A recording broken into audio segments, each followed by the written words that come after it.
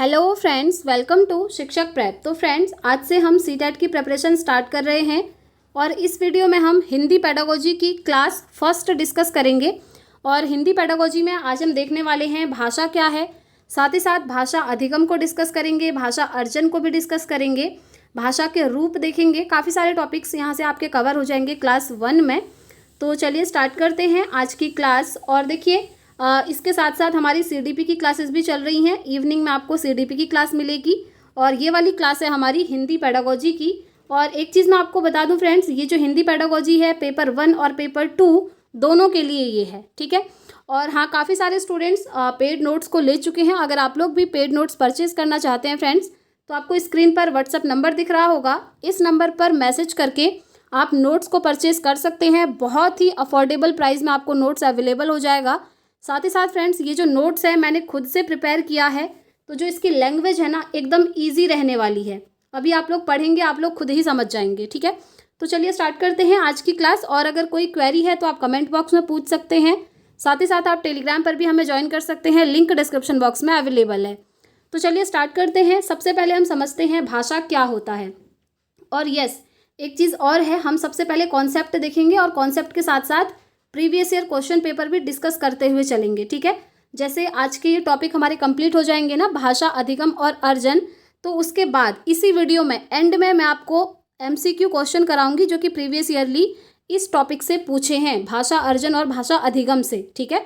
तो यहाँ से आपका कॉन्सेप्ट भी प्रिपेयर हो जाएगा और क्वेश्चन भी आपके रेडी हो जाएंगे।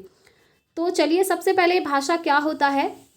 तो देखिए, भाषा संप्रेषण का माध्यम है। इसकी सहायता से हम अपने विचारों का आदान प्रदान कर सकते हैं। संप्रेषण मतलब होता है एक दूसरे से बातचीत करना। आप किसी से भी बातचीत करते हैं, उसका माध्यम क्या होता है? भाषा होता है। जैसे अभी मैं आपको पढ़ा रही हूँ, तो कैसे पढ़ा रही हूँ? मुझे भाषा बोलनी आती है, इसलिए मैं पढ़ा रही हूँ। और आप लोग समझ पा रहे हैं कैसे? क्योंकि आपको भाषा को समझना आता है ना। तो भाषा संप्रेषण का माध्यम होता है, यानी कि कम्युनिकेट करने का माध्यम होता है, एक दूसरे से बातचीत करने का माध्यम होता है। और इसकी सहायता से हम क्या करते हैं? अपने विचारों का आदान प्रदान करते हैं। हमारे मन में जो विचार होते हैं हम सामने वाले को समझा पाते हैं और सामने वाले के विचारों को हम खुद भी समझ पाते हैं। तो यही होता है हमारा भाषा। नेक्स्ट है, ज्ञान की प्राप्ति के लिए भाषा अत्यंत आवश्यक है। ये तो आप जानते ही हैं। अगर आपको ज्ञान ग्रहण करना है तो सबसे पहले आपको भाषा आनी चाहिए। वो भाषा आपकी हिंदी भी हो सकती है, इंग्लिश भी हो सकती है, मलयालम हो सकती है, कन्नड़ हो सकती है, संस्कृत हो सकती है, कुछ भी हो सकती है, ठीक है। तो भाषा सबसे ज़्यादा ज़रूरी है ज्ञान प्राप्त करने के लिए। नेक्स्ट है, भाषा मानव सभ्यता और संस्कृति की पहचान है। ये आप जानते ही हैं, हमारी संस्कृति की पहचान होती है भाषा। भाषा नियमबद्ध व्यवस्था है, यानी कि इसमें क्या होते हैं? नियम होते हैं।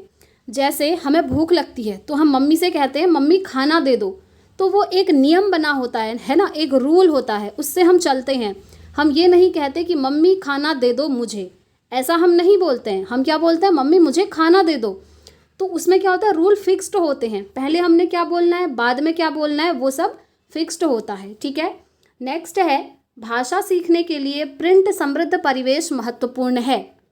अब ये प्रिंट समृद्ध परिवेश क्या है? अब देखिए, ये आपको ब्लू कलर से दिख रहा होगा। ये मैंने इसलिए किया है क्योंकि ये क्वेश्चन सीटेट में बना हुआ है, स्टार मार्क कर लीजिए। आपसे क्वेश्चन पूछा हुआ था इस तरीके से, भाषा सीखने के लिए निम्नलिखित में से सबसे ज़्यादा महत्वपूर्ण क्या है? लिख देंगे किताबें महत्वपूर्ण हैं, या फिर कहेंगे कि स्कूल महत्वपूर्ण है, या स्कूल के अंदर प्रिंट समृद्ध परिवेश महत्वपूर्ण है। तो ये आपको ध्यान रखना है, भाषा सीखने के लिए सबसे ज़्यादा महत्वपूर्ण आपका क्या होता है? प्रिंट समृद्ध परिवेश, ठीक है। इसीलिए ये मैंने अलग अलग कलर से लिखा हुआ है, जो जो आपसे प्रीवियस ईयरली पूछे हुए हैं। तो देखिए, प्रिंट समृद्ध परिवेश मतलब क्या होता है? बच्चों को ऐसा परिवेश देना जहाँ पर प्रिंट हो।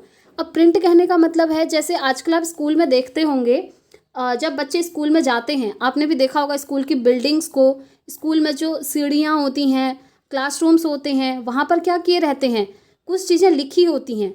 कुछ चीज़ें जैसे टेबल लिखी होंगी सीढ़ियों में, और क्लासरूम के अंदर अगर आप देखेंगे तो वहाँ पर महापुरुषों के बारे में लिखा होगा, या फिर छोटे बच्चों की क्लास में काउंटिंग लिखी होती है, टेबल लिखी होती है। वो सब आजकल क्या करते हैं ना कि वॉल पे प्रिंट करवा देते हैं। पहले तक तो क्या होता था कि बच्चे चार्ट में बनाकर लाते थे और चिपकाते थे, लेकिन अब उसी चीज़ को क्या किया जा रहा है? प्रिंट, यानी कि जब स्कूल की बिल्डिंग बनती है उसी टाइम पे उसे प्रिंट करवा देते हैं ताकि वो कभी निकले ही ना। ऐसा आपने देखा होगा, इंडिया का मैप बना होता है किसी किसी स्कूल में। तो प्रिंट समृद्ध परिवेश से बच्चे बहुत जल्दी और अच्छे तरीके से सीखते हैं। वहाँ पर क्या होता है कि बच्चा डेली स्कूल जाता है और स्कूल में देखता है, सीढ़ियों में टेबल लिखी हुई है, डेली डेली देखेगा, उससे लर्न हो जाएगा, है ना। तो यही होता है प्रिंट समृद्ध परिवेश। तो भाषा सीखने के लिए सबसे ज़्यादा इम्पॉर्टेंट यही होता है। आगे बढ़ते हैं नेक्स्ट पॉइंट। संविधान की धारा 343(1) के अनुसार भारत की राजभाषा हिंदी और लिपि देवनागरी है। ये क्वेश्चन भी बना हुआ है कि संविधान की 343 धारा, ठीक है, 1 के अनुसार भारत की राजभाषा क्या है। अब देखिए यहाँ पर बहुत सारे बच्चे कंफ्यूज भी हो जाते हैं। जो हिंदी है ना हमारी, वो राजभाषा है, ध्यान रखिएगा, ना कि राष्ट्रभाषा। ये भी पूछा हुआ क्वेश्चन है और यहाँ पर बहुत सारे लोग कंफ्यूज हो जाते हैं।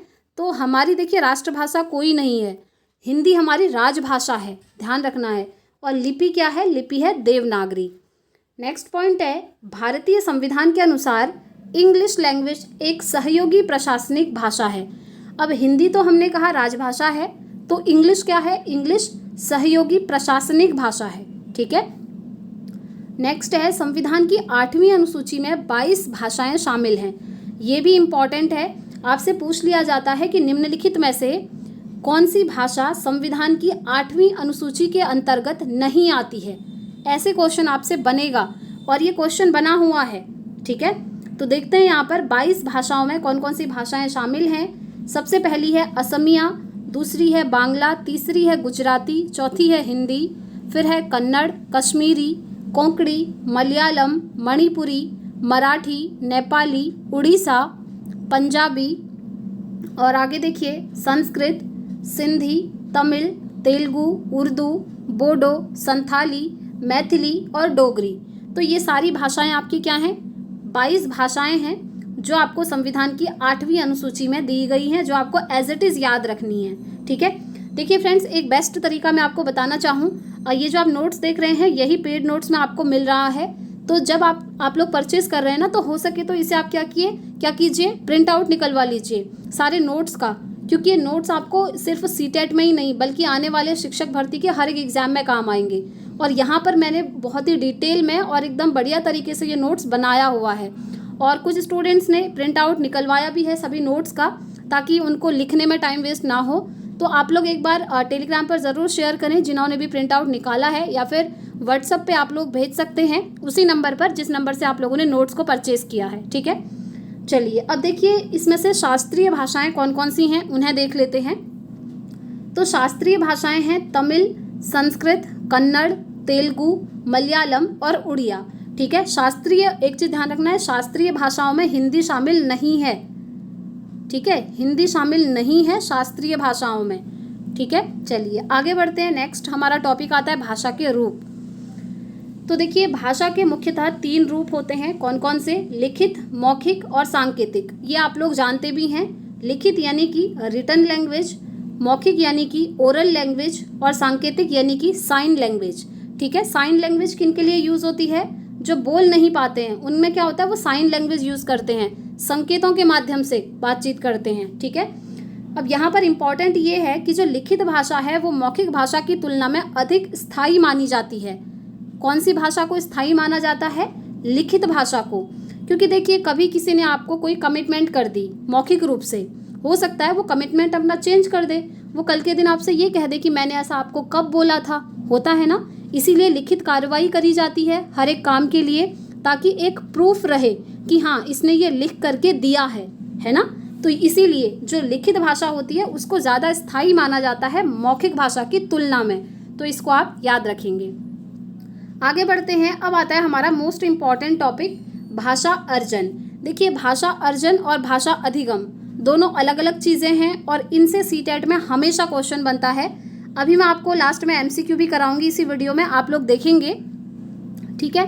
तो चलिए सबसे पहले हम समझते हैं भाषा अर्जन क्या है, फिर समझेंगे भाषा अधिगम क्या होता है। तो देखिए भाषा अर्जन में सबसे पहले है, भाषा अर्जन एक ऐसी प्रक्रिया है जिसके अंतर्गत बच्चा अपने आसपास के वातावरण और परिवार में रहकर भाषा को सीखता है तथा वह दूसरों का अनुकरण करके भी भाषा को सीखता है। अब देखिए, जब आप जन्म लेता है कोई भी बच्चा, आपने भी जब आप छोटे होंगे, जब आप स्कूल नहीं गए, तो स्कूल जाने से पहले ही आप अपने घर की भाषा को बोलना सीख जाते हैं। वो आप कैसे सीखते हैं? आप देखते हैं कि फैमिली मेम्बर्स किस लैंग्वेज में बात कर रहे हैं, कैसे बात कर रहे हैं एक दूसरे के साथ, तो धीरे धीरे आप उस लैंग्वेज को सुनते हैं और सुन करके धीरे धीरे उसी की नकल करके आप उसको बोलना सीख जाते हैं। तो बिना स्कूल गए हुए, बिना ज़्यादा एफर्ट लगाए आप भाषा को अर्जित कर लेते हैं। ठीक है, भाषा अर्जन एक प्राकृतिक प्रक्रिया होती है, नेचुरल प्रोसेस होती है। इसमें आपको स्कूल जाने की या फिर कुछ नियमों को याद करने की ज़रूरत नहीं पड़ती है। नेक्स्ट पॉइंट है, यह एक प्रकार से बच्चे की पहली भाषा या मातृभाषा या क्षेत्रीय भाषा कहलाती है। अब ये ऐसा क्यों कहलाती है? क्योंकि जन्म लेने के बाद बच्चा सबसे पहली भाषा जो बोलना सीखता है उसी को हम कहते हैं बच्चे की पहली भाषा, और उसी को कहते हैं बच्चे की मातृभाषा यानी कि मदर टंग। घर में जो सबसे पहले बच्चा भाषा को बोलना सीखता है, और उसी को कहते हैं क्षेत्रीय भाषा यानी कि रीजनल लैंग्वेज, जो उसके क्षेत्र में बोली जाती है। ठीक है, नेक्स्ट पॉइंट है, यह एक सहज और स्वाभाविक प्रक्रिया है। मतलब ये नेचुरली आप जो है भाषा को सीख जाते हैं, इसमें आपको ज़्यादा एफर्ट नहीं लगाना पड़ता, ना ही आपको कोई रूल्स याद करने पड़ते हैं। इसीलिए कहा जाता है कि ये एक सहज और स्वाभाविक प्रक्रिया है। ठीक है, नेक्स्ट है, इसके लिए किसी प्रकार के व्याकरण की आवश्यकता नहीं होती। जैसा कि मैंने आपको बताया, इसमें कोई भी नियम वगैरह याद करने की ज़रूरत नहीं पड़ती है, क्योंकि जन्म लेने के बाद बच्चा जिस फैमिली में रहता है, बच्चा सुनता है धीरे धीरे कि फैमिली मेंबर आपस में कैसे बात कर रहे हैं, उस लैंग्वेज को वो नकल करके धीरे धीरे बड़ों से सुन करके बोलना सीख लेता है। ठीक है, भाषा अर्जन में सर्वाधिक महत्व परिवार और समाज का होता है। जैसा कि मैंने आपको बताया कि फैमिली मेंबर्स किस तरीके से बातचीत कर रहे हैं, इसका सबसे ज़्यादा इफेक्ट पड़ता है बच्चे की भाषा अर्जन में, और समाज का भी। क्योंकि देखिए, जब बच्चा छोटा होता है, आपने देखा होगा, फैमिली के अलावा घर के जो आस पड़ोस के लोग होते हैं वो भी घर पे आते हैं, तो वो लोग घर पे आकर कैसी बातें कर रहे हैं ये भी बच्चा सुनता है। तो परिवार और समाज का सबसे महत्वपूर्ण रोल होता है बच्चे के भाषा अर्जन में। ठीक है, अर्जन की बात हो रही है, यानी कि लैंग्वेज एक्विजिशन की बात हो रही है। यह एक अचेतन या अवचेतन प्रक्रिया है, और यह एक अनौपचारिक प्रक्रिया है। देखिए, अनौपचारिक प्रक्रिया है मतलब बच्चा कहीं से भी लैंग्वेज को सीख सकता है। इसमें कुछ ऐसा नहीं होता कि वो सिर्फ घर में ही सीखेगा या फिर स्कूल जा कर के सीखेगा या फिर टीवी देख करके सीखेगा। फिक्स्ड नहीं होता है, वो कहीं से भी सीख सकता है भाषा को। ठीक है, जैसे अपनी फैमिली से भी सीख सकता है, समाज से भी सीख सकता है, घर में अगर टीवी लगी हुई है, बच्चा देख रहा है, सुन रहा है, वहाँ से भी सीख सकता है। मतलब कहीं से भी बच्चा सीख सकता है। इसे हम कहते हैं अनौपचारिक प्रक्रिया। तो ये क्या होती है? एक अनौपचारिक प्रक्रिया होती है। अब देखिए, अचेतन या अवचेतन, इसको ऐसा क्यों कहा गया है?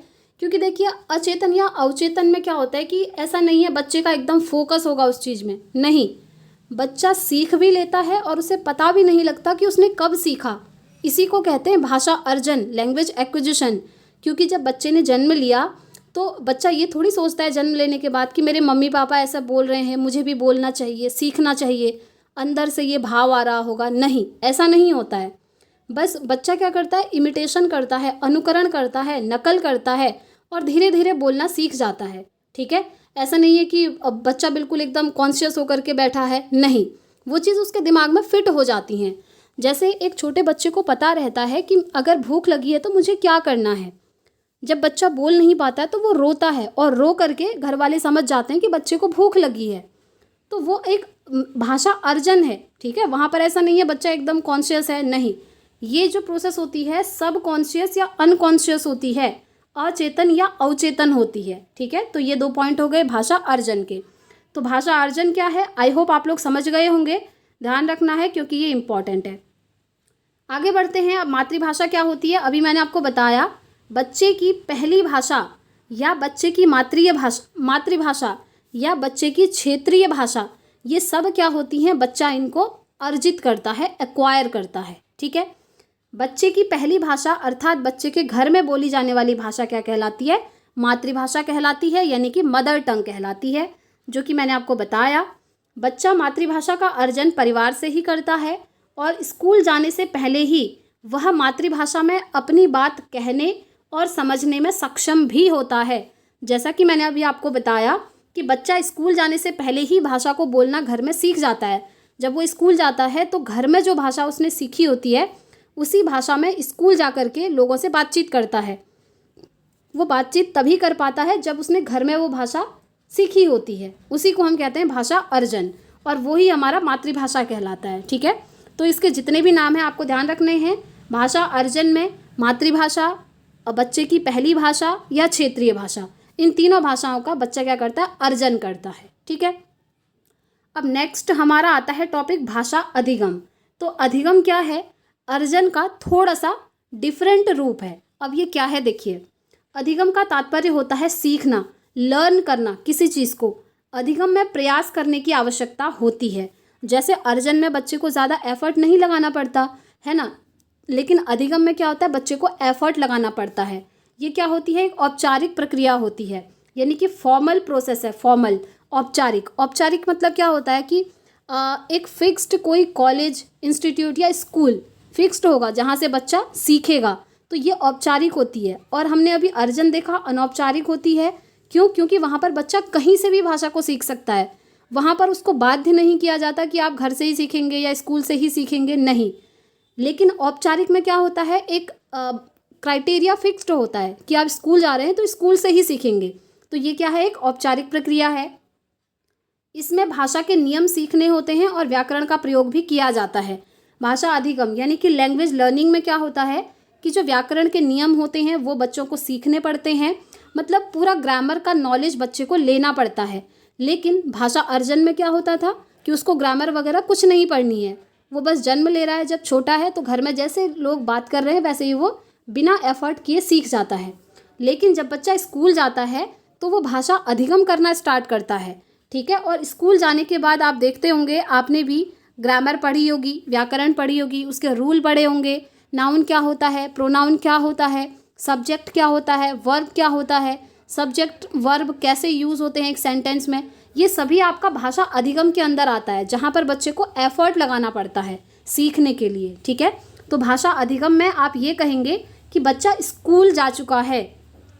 इसे हम द्वितीय भाषा भी कहते हैं, लक्ष्य भाषा भी कहते हैं और स्कूल की भाषा के नाम से भी जानते हैं।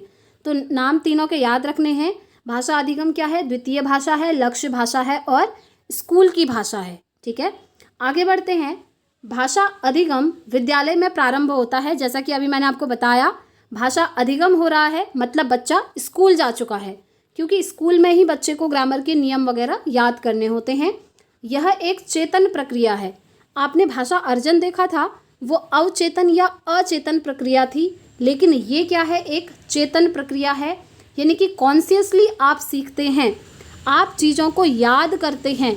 आप ये भी कह सकते हैं कि आप रटते हैं, ये भी यहाँ पर यूज़ हो सकता है। ठीक है, तो चीज़ों को याद किया जाता है और याद आपको तभी होगा जब आप जो है चेतन की प्रक्रिया में होंगे, कॉन्शियस माइंड। ठीक है, जैसे एग्ज़ाम में जब आप कुछ भी पढ़ते हैं ना तो एकदम कॉन्शियस होकर पढ़ते हैं, और दूसरे दिन एग्ज़ाम होता है आपको याद भी आ जाता है कि कल मैंने क्या पढ़ा था।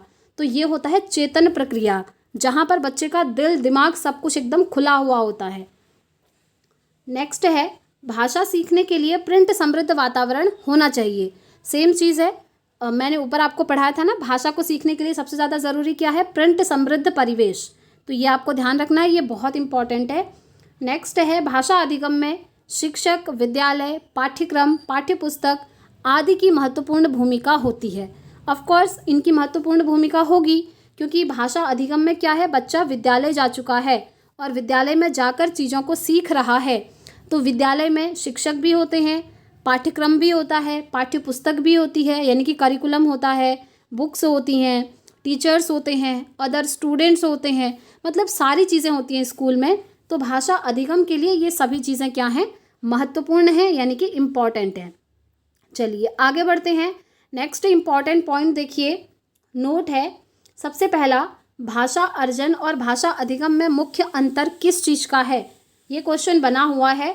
तो आप कहेंगे भाषा अधिगम और अर्जन में जो मुख्य अंतर है वो वातावरण का है। जैसा आप बच्चे को वातावरण देंगे, यानी कि जैसा एनवायरनमेंट आप बच्चे को देंगे, बच्चा वैसी भाषा बोलना सीख जाएगा। अब जैसे सपोज़ करिए 2 बच्चे हैं, एक बच्चा है जो हिंदी स्पीकिंग स्टेट में रहता है जब वो छोटा है, और एक बच्चा है जो इंग्लिश स्पीकिंग स्टेट में रहता है जब वो छोटा है, ठीक है। तो जो बच्चा हिंदी स्पीकिंग स्टेट में रहता है तो वो हिंदी भाषा को अच्छे से बोलना सीख जाएगा, और जो इंग्लिश स्पीकिंग स्टेट में रहता है वो बच्चा इंग्लिश भाषा को अच्छे से बोलना सीख जाएगा। तो इन दोनों में डिफरेंस क्या हुआ? डिफरेंस हुआ सिर्फ एनवायरनमेंट का, वातावरण का, कि बच्चे के आसपास के जो लोग हैं, जो घर के लोग हैं, वो कैसी भाषा बोलते हैं। ये वाले बोलते हैं हिंदी और ये वाले बोलते हैं इंग्लिश, तो हो गया वातावरण का अंतर, है ना। तो ये क्वेश्चन पूछा हुआ है एक बार कि भाषा अर्जन और अधिगम में मुख्य अंतर किस चीज़ का है? आप कहेंगे वातावरण का अंतर है। नेक्स्ट है मातृभाषा हमेशा अर्जित की जाती है, जो कि मैंने आपको बताया। भाषा अर्जन में मातृभाषा होती है और इसको हम बच्चे की पहली भाषा भी कहते हैं और इसे बच्चे की क्षेत्रीय भाषा भी कहते हैं। नेक्स्ट पॉइंट है बच्चा एक से अधिक भाषाएं भी अर्जित कर सकता है। अगर बच्चे को ऐसा वातावरण मिल जाए तो बच्चा एक से अधिक भाषाओं को भी एक्वायर कर सकता है, अर्जित कर सकता है। बस खेल है आपका एनवायरनमेंट का, वातावरण का। जैसे वातावरण में आप बच्चे को रखेंगे वैसी भाषा को बोलना बच्चा। चलिए अब हम देख लेते हैं नेक्स्ट पॉइंट जो कि आपकी स्क्रीन पर है, भाषा के बारे में इनके विचार, यानी कि वाइगोत्स्की, पियाजे, स्किनर और चॉम्स्की भाषा को लेकर क्या कहते हैं, इसको ज़रा डिस्कस कर लें, क्योंकि फ्रेंड्स ये भी आपका इम्पॉर्टेंट है। तो देखिए, वाइगोत्स्की कहते हैं कि भाषा सामाजिक अंतःक्रिया द्वारा सीखी जाती है। मतलब वाइगोत्स्की का कहना है कि आप बच्चे को समाज में छोड़ दो, समाज में लोगों से बातचीत करके, अंतःक्रिया करके बच्चा खुद ही भाषा को बोलना सीख जाएगा, ऐसा कहते हैं वाइगोत्स्की। पियाजे कहते हैं भाषा परिवेश के साथ अंतःक्रिया से सीखी जाती है, ठीक है। उसके बाद स्किनर कहते हैं कि भाषा अनुकरण और पुनर्बलन से सीखी जाती है। देखिए, अनुकरण मतलब होता है इमिटेशन करके, नकल करके सीखी जाती है। आपने देखा होगा जब बच्चा छोटा होता है तो उसके फैमिली मेम्बर किस तरीके से, किस लैंग्वेज में बात कर रहे हैं, इस चीज़ का बच्चा अनुकरण करता है, इमिटेशन करता है, तब वो सीखता है। ये कहते हैं स्किनर। और स्किनर कहते हैं पुनर्बलन से भी भाषा सीखी जाती है। अब देखिए, पुनर्बलन क्या होता है, इसे इंग्लिश में कहते हैं रीइंफोर्समेंट, ठीक है। जैसे एक बच्चे ने भाषा बोलनी सीखी, अब वो थोड़ा भाषा सही बोल रहा है और थोड़ा कहीं कहीं पर वो गलती भी कर रहा है, तो आप क्या करेंगे, बच्चे को प्रोत्साहन देंगे, पुनर्बलन देंगे। आप कहेंगे कि बेटा आपने इतना सही बोला, इतना आपको और सीखने की ज़रूरत है, लेकिन आपने कोशिश तो करी बोलने की, वेरी गुड। इस तरीके से आप उसको हौसला देंगे। तो ये होता है पुनर्बलन, रीइंफोर्समेंट, जिससे बच्चा क्या करेगा, आगे की भाषा को बोलने सीखने की वो कोशिश करेगा फिर से, ठीक है। तो पुनर्बलन देके भी बच्चे भाषा को सीख सकते हैं, ऐसा कहते हैं स्किनर।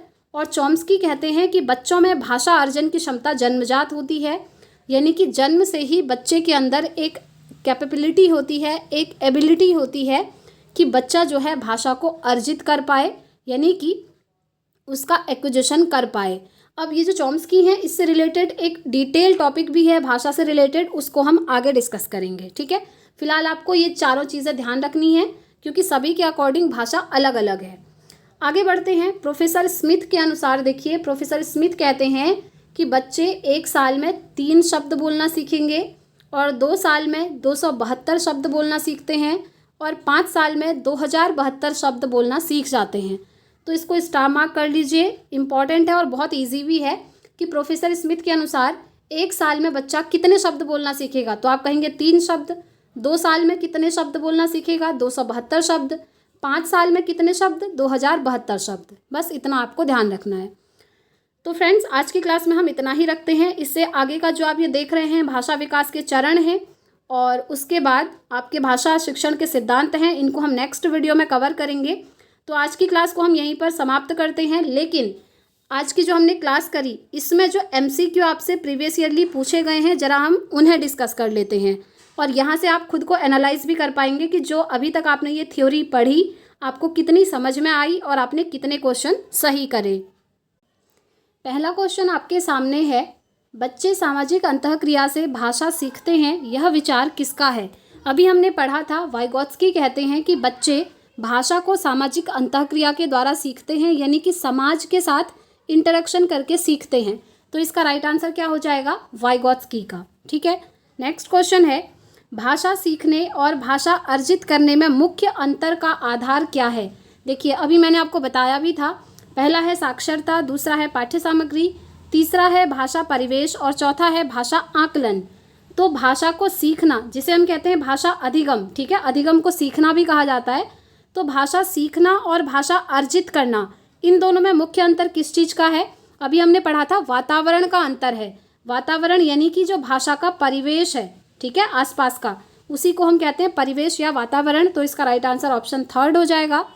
आगे बढ़ते हैं, नेक्स्ट क्वेश्चन जो आपसे पूछा हुआ है, बच्चे विद्यालय आने से पहले, पहला है भाषा के चारों कौशलों का पूर्ण अधिकार रखते हैं।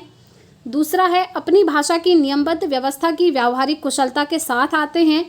तीसरा है कोरी स्लेट होते हैं। चौथा है भाषा का समुचित उपयोग करने में समर्थ नहीं होते हैं। मैंने अभी आपको बताया था जब बच्चे विद्यालय आते हैं तो विद्यालय आने से पहले ही वो अपने घर की भाषा को बोलना सीख लेते हैं। तो इसका राइट आंसर क्या हो जाएगा? राइट आंसर हो जाएगा कि वे अपनी भाषा की नियमबद्ध व्यवस्था की व्यावहारिक कुशलता के साथ आते हैं। उन्हें अपनी भाषा को, घर की भाषा को बोलना आता है, ठीक है। तो सेकंड ऑप्शन इसका राइट हो जाएगा। कोरी स्लेट मतलब होता है ब्लैंक स्लेट, कि बच्चे को कुछ भी नहीं आता है, ऐसा तो नहीं होता है। और यहाँ पर कह रहा है कि भाषा का उपयोग करना आता ही नहीं है, ऐसा भी नहीं है। और ये कह रहा है भाषा के चारों कौशलों पर पूर्ण अधिकार होता है, यानी कि 4 कौशल कौन कौन से होते हैं? सुनना, बोलना, पढ़ना और लिखना, यानी कि ये चारों चीज़ें एकदम बढ़िया तरीके से आता है कह रहा है। तो ऐसा भी नहीं होता है, लेकिन हाँ अपने घर की भाषा बोलना बच्चे को आता है, इसीलिए सेकंड ऑप्शन इसका राइट हो जाएगा।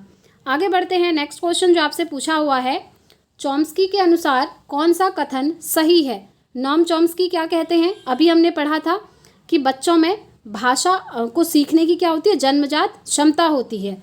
तो ये हमको ऑप्शन 1 में ही दिख रहा है कि बच्चों में भाषा सीखने की जन्मजात क्षमता होती है, ये कहते हैं नॉम चॉम्स्की।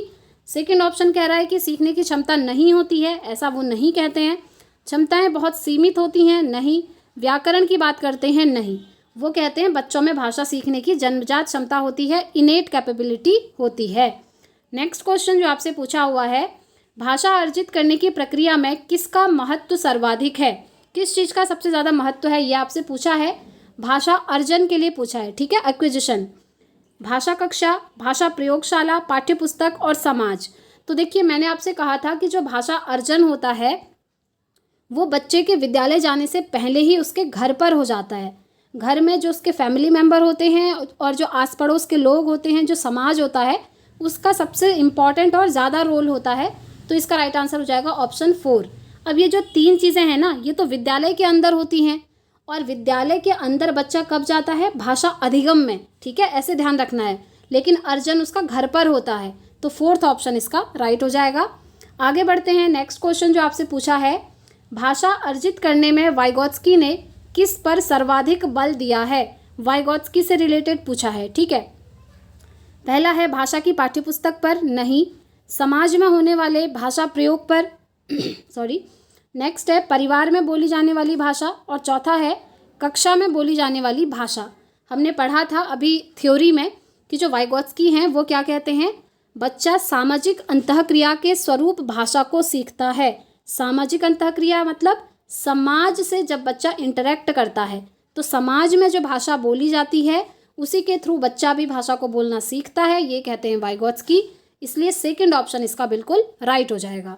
तो फ्रेंड्स आज की क्लास में हमने हिंदी पेडागोजी का भाषा अर्जन, भाषा अधिगम और वाइगोत्स्की, नॉम चॉम्स्की और स्किनर हो गए, आपके पियाजे हो गए, इनके अनुसार भाषा क्या है ये भी हमने पढ़ लिया है। मातृभाषा क्या है ये भी हम समझ गए हैं, और हिंदी हमारी राजभाषा है ना कि राष्ट्रभाषा, ये भी हम समझ गए हैं।